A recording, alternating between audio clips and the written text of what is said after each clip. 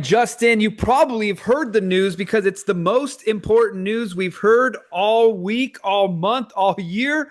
President Trump says he is considering a $1,000 to $2,000 stimulus check for all taxpayers using the tariff revenue. Now, here's what's really interesting. If you remember, back during COVID, when everything went down, we then had the stimulus checks that were launched out into the public. And what did everyone do with their stimulus check? They pumped it into crypto. And that was when the biggest altcoin season I was ever part of happened. Basically, every single token in the entire world went to the upside a tremendous amount. We have Autism Capital commenting down below with the infamous money printer from Jerome Powell. So buckle up, ladies and gentlemen. Now, this was an interesting take on this scenario because Leading Report also talked about this on their post. Basically, everyone on X was posting this when it came out a couple of hours ago. But Luke Rutkowski had an interesting point as well. How about just stop taxing us? What if we just didn't pay taxes? I'm sure you guys all did your taxes for 23, 24, 25 is coming up. If you got an extension, you got a little bit more time. Well, the good news is you were probably taxed more than $1,000. What if you just didn't have to pay tax? So I like Luke's idea here better because the tariff revenue could pay all of the taxes. As we've heard President Trump himself say, it's going to be the External Revenue Service collecting money to pay the debts. And bullish news, Satoshi Nakamoto's net worth has climbed back above $130 billion with none of his Bitcoin ever sold. Is he still alive? Is he a myth? Is it the NSA?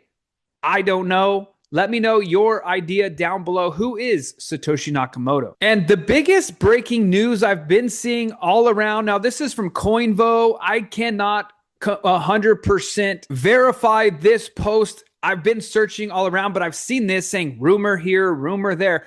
U.S. Treasury has exempted Ethereum from 15% corporate tax. And under that post, we do see right here, Grok, is this true? And it says, yes, recent IRS guidance, notice 2025-49, allows corporations to exclude unrealized gains on digital assets like Ethereum for the 15% corporate alternative minimum tax, or CAMT calculations, if certain conditions are met. It's not a full exemption, but an elective adjustment. So this is really interesting that this came out right here and stating this, because you know what has become the most popular thing for 2025? All these companies doing corporate crypto treasuries. So now, what if they already knew this tax loophole was coming? Because it seems really strange that all of a sudden all these businesses are really trying to absorb as much crypto as possible, whether it's Ethereum or Bitcoin, Solana, we've seen XRP, but they're all getting ahead of this 15% corporate alternative minimum tax. And as we can see, as we dig a little deeper in the comments, great post here by Lily in the comments, misleading headline, it's for all digital assets, not just Ethereum. Check the IRS notice. Also bullish news, Robinhood CEO Vlad Tenev says tokenization is an unstoppable freight train set to become the default for global stock access and reshape the financial system. And this is very positive news for Ripple and XRP. And big breaking news with valuations of companies today. As you heard yesterday, Elon Musk is now worth himself personally over $500 billion. Well, the world's most valuable private companies, we have OpenAI now officially as of today, valued at $500 billion. Then we have SpaceX, Elon Musk company, $400 billion. What a lot of people don't know, though, is Elon Musk was actually one of the founders of OpenAI, gave it all up when this guy right here decided to take it to a for-profit company.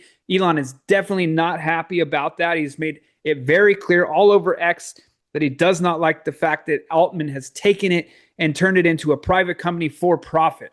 Then number 3 is ByteDance at $330 billion, owner of TikTok, but now they've officially sold that to Larry Ellison and his partners. We have Anthropic at $183 billion, XAI at $113 billion. When you take XAI and SpaceX and combine those two together, gets you over $500 billion for Mr. Elon Musk. Databricks at $100 billion, Stripe at $92 billion, Revolut at $70 billion, Shine at $66 billion, and Canva at $42 billion. Now, the biggest news that was going around all week was that Ripple was going to be going down hard. It's going to not have any success anymore because of the fact that Swift chose Chainlink. Well, here's what's interesting. Brad Garlinghouse has come out with a response, and this is what it says. Swift announced it has built a prototype for blockchain-based shared ledger to be added to its infrastructure stack, initially focusing on real-time cross-border payments. I've received a number of questions this week about this and what it means for the industry and Ripple. Frankly, it made me realize I haven't shared enough recently about the thoughts that I have around who we view as our core competitors. And perhaps I will spend some time on a competitive landscape in an upcoming note. I digress. It is true, in the early days, we did view Swift as a major competitor, but the reality is in time, it's taken for them to announce a prototype. We've been building robust digital asset infrastructure, expanding on our payments product, adding on stable coins and development of the XRPL and more with recent acquisitions. Also, we dug into the Swift news and it really seems more like a marketing play in the lead up to their annual conference of Cybos rather than the actual meaningful product announcement. And we do have a great product announcement for Ripple on top of that response from Brad Garlinghouse. Well, meet J.I.O. Anchieli, cryptographer and RippleX Senior Director of Engineering. In his Ripple Insights post, he shares why he joined Ripple, what lies ahead of XRPL, and how his team is building the privacy, scale, and reliability institutions need to move finance on-chain with confidence. And this is a really big deal because, as we all know, David Schwartz has just stepped down from Ripple, and now we get to meet J.I.O. Anchieli. Now, without privacy, financial institutions cannot safely use public ledgers. Without accountability, regulators cannot sign off. With programmable privacy, we can have both. What about all the folks, especially the younger people, who say that the future is crypto? I say crypto's fine. How do you value that? What is the sort of process with which you would use? Well, I'm using it as insurance, and it's an insurance against the $37 trillion that we owe. Of course, we do have a government shutdown, but at least it's not connected to a deadline involving, refinancing for the government, which is really good. The government shutdown is not done at the same time as a possible cataclysm of not paying bills. But I don't know. I think that crypto is, I'm not valuing it as fun. I'm valuing it as anti what the younger people think is our country's problems. They may know that one. Right. But then again, maybe my generation never has to see it. And their generation is going to have to live with what happens. Jim Cramer saying he thinks crypto is going to be fine. He treats it as insurance. What's really interesting is, for the first time in a very long time, we have not experienced an immediate inverse Cramer. Usually when he says something within 24 hours, the opposite happens. Well, he said he supports crypto and it's going up. So hopefully we can actually maintain the up levels. And we'll check on that when we get to the charts here shortly, because there are some very positive signs leading into that big moment that's about to happen for us October 6th. You need to stick around for that.